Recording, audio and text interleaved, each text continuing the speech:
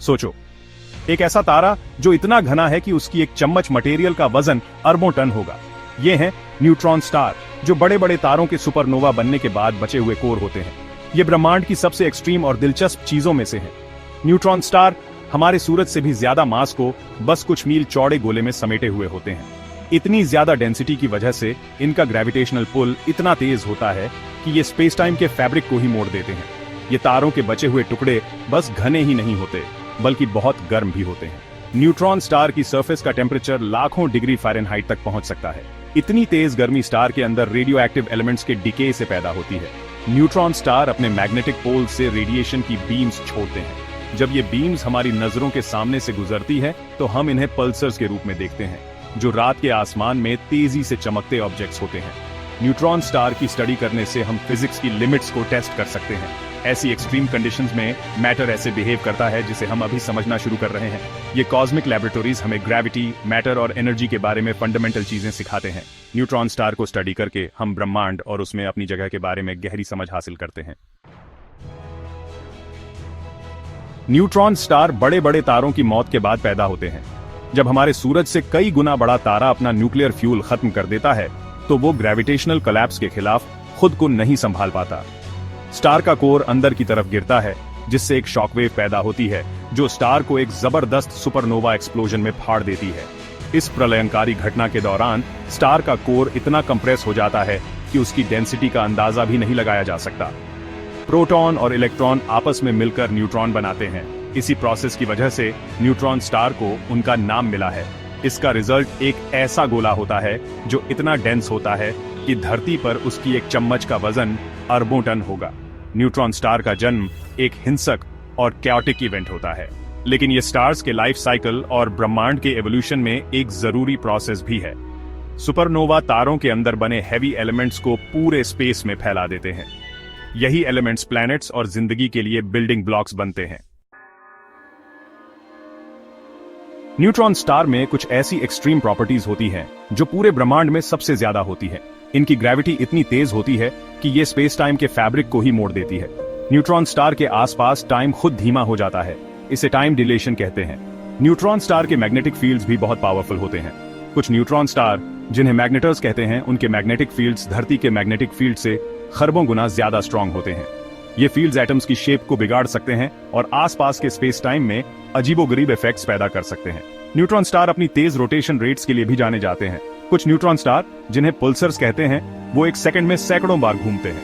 इतनी तेज rotation star के collapse के दौरान एंगुलर मोमेंटम के कंजर्वेशन का नतीजा होती है। जैसे ही स्टार का कोर कोलैप्स होता है, वो तेजी से घूमने लगता है, जैसे कोई फिगर स्केटर अपने हाथ अंदर खींचकर तेजी से घूमता है। अगर आप न्यूट्रॉन स्टार के बहुत ज्यादा पास चले गए तो क्या होगा? छोटा सा जवाब है, कुछ भी अच्छा नहीं। न्यूट्रॉन स्टार का ग्रेविटेशनल पुल इतना तेज होता है कि आप स्पैगेटी की तरह खींच और पिचक जाएंगे। इस प्रोसेस को स्पैगेटिफिकेशन कहते हैं, जो न्यूट्रॉन स्टार के पास एक्सट्रीम टाइडल फोर्सेस की वजह से होता है। अगर किसी तरह आप स्पैगेटिफिकेशन प्रोसेस से बच भी गए तो आपको फिर भी तेज गर्मी और रेडिएशन का सामना करना पड़ेगा। न्यूट्रॉन स्टार की सरफेस लाखों डिग्री फ़ारेनहाइट होती है। आप तुरंत भाप बन जाएंगे। अगर आप गर्मी और रेडिएशन को भी झेल गए तो भी आपको बहुत ज्यादा ग्रेविटी से कुचल दिया जाएगा।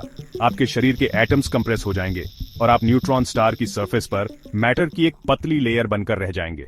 इसलिए न्यूट्रॉन स्टार भले ही दिलचस्प ऑब्जेक्ट्स हों, लेकिन उन्हें दूर से ही देखना अच्छा है। सेक्शन 5, कॉस्मिक आतिशबाजी।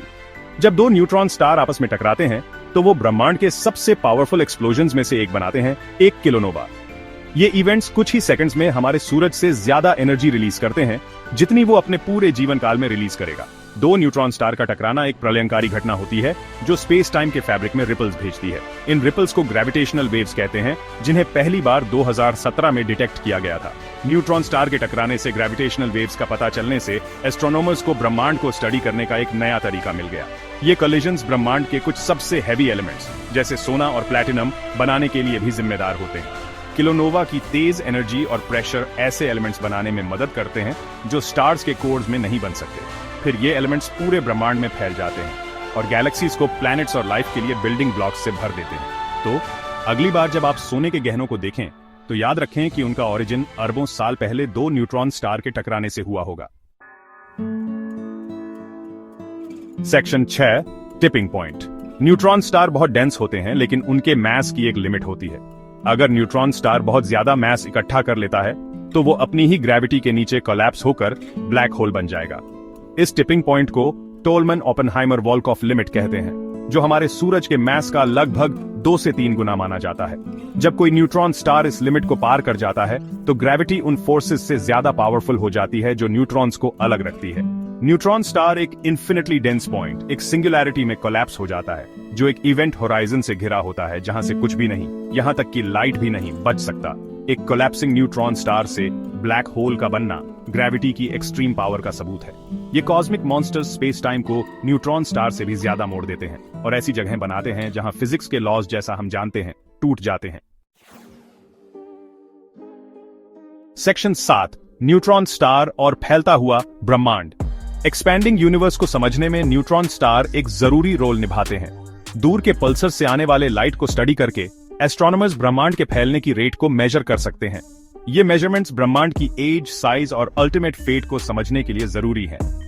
न्यूट्रॉन स्टार की खोज ने मैटर के एक्सट्रीमली डेंस स्टेट्स के होने का सबूत दिया। इन डिस्कवरीज का मैटर के फंडामेंटल नेचर और स्टार्स के एवोल्यूशन की हमारी समझ पर गहरा प्रभाव पड़ा है।